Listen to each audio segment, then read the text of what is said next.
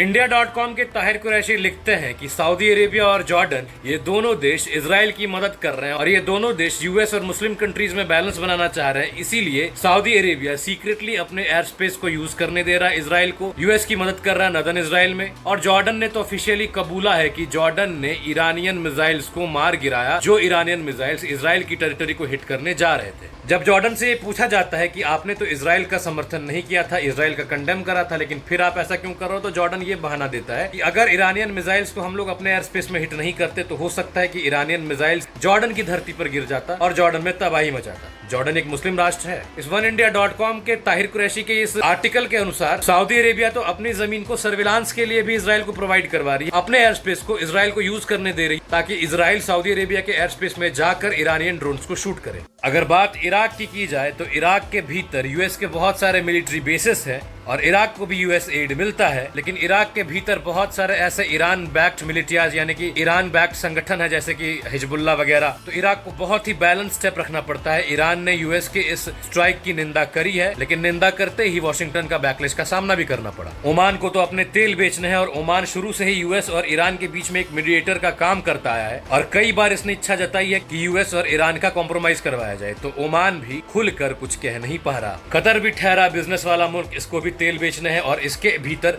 US के बहुत सारे एयर बेसेस हैं, तो कतर भी खुलकर यूएस के अगेंस्ट जाएगा ही नहीं कदई। तो ईरान के साथ खड़ा होगा कैसे? तुर्की की बात ही क्या करना, तुर्की को गीदड़ भपकियां देने के अलावा कुछ आता है नहीं। इजराइल को खत्म कर देंगे, इजराइल को नेस्तनाबूद कर देंगे, ये सारी बातें कहीं जा रही थी इस्तांबुल में जो अभी 51st OIC की समिट चल रही है, ऑर्गेनाइजेशन ऑफ इस्लामिक नेशंस की। ये वाला बोल बच्चन केवल मुंह तक ही रह गया क्योंकि तुर्की ठहरा नाटो कंट्री का मेंबर। अगर पूरा डिटेल चाहिए तो पिछले वीडियो में जाकर देख लेना। नाटो का मेंबर अमेरिका के छड़ी के अलावा कुछ और दिखता नहीं है, अमेरिका जो चाहेगा वही होगा। जब ऐसे मुस्लिम नेशंस खुलकर अमेरिका के विरोध में स्वर नहीं उठा पा रहे, अमेरिका के खिलाफ एक शब्द कह नहीं पा रहे, वो अमेरिका जो इजराइल का सबसे बड़ा बैकबोन है, तो ये लोग इजराइल की खिलाफत करते हैं किस मुंह से हैं? इजराइल को पूरा हक है एक यहूदी राष्ट्र, केवल ये लोग अपने मजहबी दुश्मनी के चलते उसको खत्म करना चाहते हैं।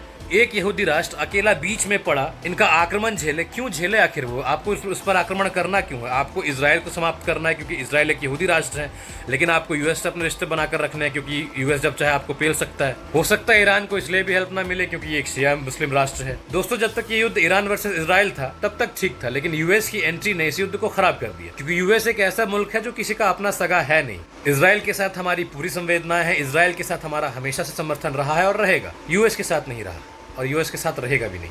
इजराइल की तरफ जो भी बुरी नजर करके देखेगा, इजराइल को बिल्कुल हक है कि उसकी आंखें फोड़ दी जाए। अब आप इस मुद्दे पर पाकिस्तान का स्टैंस देखो जरा। पाकिस्तान जो अपने आर्मी जनरल को भी भेजता है व्हाइट हाउस की, जाओ व्हाइट हाउस में जाकर डोनाल्ड ट्रंप का जूठा खाकर आओ, उसके स्टाफ्स के जूठे बर्तनों को धोकर आओ, कुछ कम पड़ जाए तो डोनाल्ड ट्रंप के जूते को धोकर पी लेना। और आसिम मुनीर ने लिटरली ऐसा किया भी। अभी वो पाकिस्तान जो चंद रोटियों के बदले डोनाल्ड ट्रंप को नोबेल पीस प्राइज देने वाला था, पाकिस्तान के नॉमिनेशन को अभी 24 घंटे भी नहीं हुए थे कि पाकिस्तान ने अब एक कंडेम जारी किया, कहा कि हम यूएस के इस मिलिट्री स्ट्राइक को ईरान के ऊपर कंडेम करते हैं। मतलब जोक ऑफ द ईयर यही होना चाहिए और जोक ऑफ द वर्ल्ड होना चाहिए पाकिस्तान। अब अगर बात की जाए हमारे भारत के स्टांस की, यूएस द्वारा चलाए गए ऑपरेशन मिडनाइट हैमर पर भारत का क्या कहना है? तो भारत ना तो किसी की मजम्मत करता है, ना तो क्रिटिसाइज करना है, ना किसी के साथ खड़े रहना है। जैसे ऑपरेशन सिंदूर के समय में लोगों ने हमारे साथ किया था, हमने भी लोगों को वही लौटाना है। इजराइल के साथ हमारी बहुत अच्छी दोस्ती है, बहुत अच्छी साझेदारी है, बहुत अच्छा डिफेंस का काम है अपना, तो हम तो इजराइल का विरोध कर ही नहीं सकते और इजराइल का विरोध करना भी नहीं चाहिए। यूएस तो ऐसे फूटने आंख नहीं सुहाता, लेकिन चलो ठीक है, कंडेम तो फिर भी नहीं करना यूएस का भी।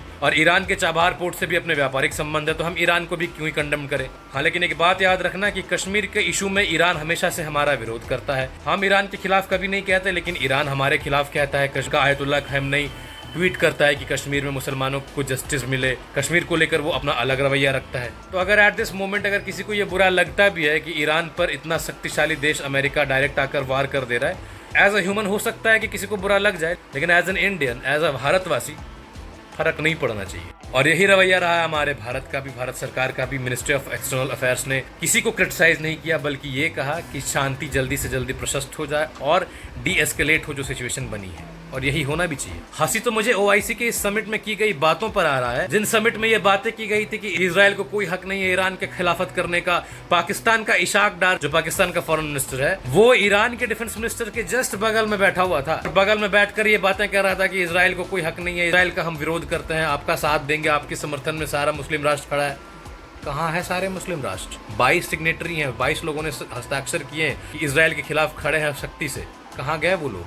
मतलब आपका स्टैंस, मैं बताता हूँ क्या होता है। आपका स्टैंस ये है कि इसराइल को शांति से रहने नहीं देना है। आपका स्टैंस ये है कि इसराइल एक छोटा सा मुल्क है, यहूदी मुल्क है, तो आपको अपनी दुश्मनी निकालनी है। आप कभी वहाँ पर हिजबुल्लाह भेज दो, आप कभी वहाँ पर हमास भेज दो। वो लोग पैराशूट लेकर इलीगली इसराइल के टेरिटरी में घुसे और बेगुनाह यहूदियों को मारे, कत्ल करे, ये आपके लिए बहुत अच्छी बात है। लेकिन जब इसराइल रिटेलिएट कर दे तो आपको चुभता है। इसराइल ये कह दे कि आतंक को हम बर्दाश्त नहीं करेंगे, हमास के द्वारा फैलाया गया इस आतंक को हम लोग हमास के समाप्ति के साथ ही समाप्त करेंगे, तो आपको वो अच्छा नहीं लगता। लेकिन हाँ, जब इसराइलियों को मारना हो तो तब चलता है भाई, तब आपकी दुगलीपनी दिखने लगती है। हाँ, और फिर इसराइल अकेला है तो ठीक है, इसराइल को मारेंगे, लेकिन इसराइल के साथ कोई खड़ा हो गया तब फिर सब लोग दुबक्कर चूहे के बिल में घुस जाओ। यही है ना।